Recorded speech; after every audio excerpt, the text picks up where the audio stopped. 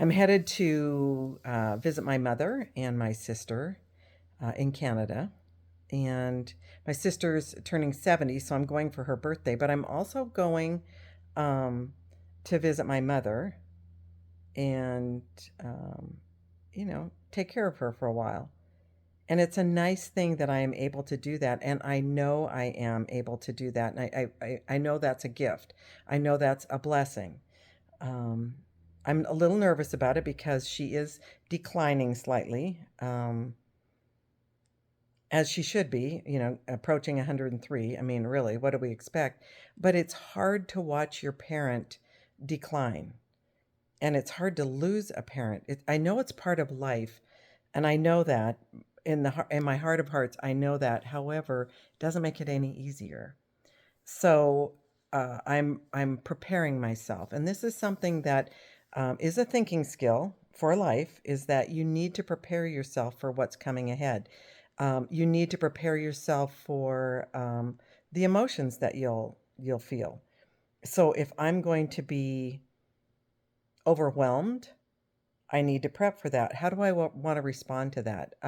If I'm going to be sad, okay, and I think I will be a little bit sad. So, how am I going to respond to that? I'll also be a little bit frustrated because she's can be cantankerous. So, I've got to prepare for that as well because I don't want to say or do anything that would be something that I would regret. So, prepping for what might trigger us is an important skill to have to manage our thoughts so that we manage our reactions to the way things happen. And that's really all we have. We can't change how people are.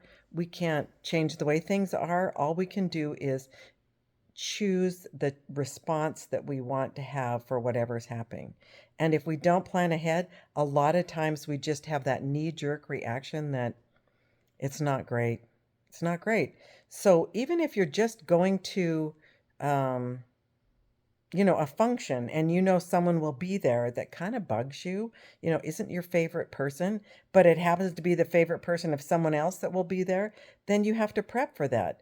You have to be ready to manage your emotions so that you don't get triggered and you don't do things that you later regret.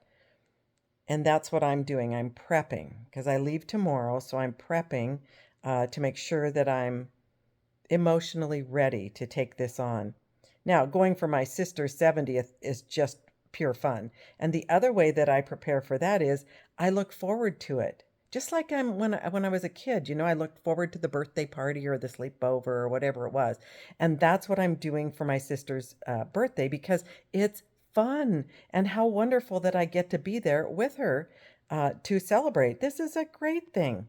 So I've been looking forward to it and being like a little kid in the candy shop. Ooh, I've only got 3 more days. I've only got 2 more days. Now it's just one more day and I get to see her tomorrow. So I'm super excited. That also helps me manage my anxiety with flying, right? So flying is not my favorite thing to do, but it's a necessary evil in order to be able to go where I want to go because driving that many miles, it's a killer. It's 1,000 miles to go there from where I am. And that takes, a day and a half of really serious, hardcore driving. And yeah, I don't like that either. So the flying is much simpler in terms of time and gasoline and everything and wear and tear on your car, but it does do a lot of wear and tear on my body. So again, I have to prep for how I feel about flying and really visualize that it's going to be good. It will be a great travel day, no problems. I think through, the transfer at an airport and how that's going to feel and how I maintain my calm while I'm doing all that because it is, what do I say? It is unnerving to fly. So maybe not for everybody, but it is, you have to be, on your game. You're with a lot of different people that you don't know. Some are irritating, right? Some are so unaware of what they're doing. It's wild to watch. But on the flip side, I have to be, what do I say? I have to be it's not really kind. I think it's polite.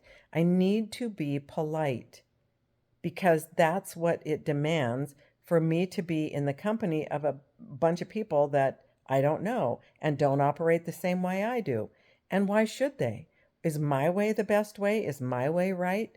And those are the types of things I have to talk myself into while I'm traveling, is that you don't know everything, Heather. You don't know the best way to do it. And then it helps me to remember, yes, calm down. It's going to be fine. So I hope that you do the same thing. And if you don't, maybe institute that. Thinking ahead of what's coming and then planning for it and getting ready for the emotions that will be part of that. So you look at your day tomorrow in your calendar and you think, all right, it's going to be a busy day. I have a lot of things that I've got to accomplish. So I need to have my best game on, my game face. I've got to be physically ready, mentally ready.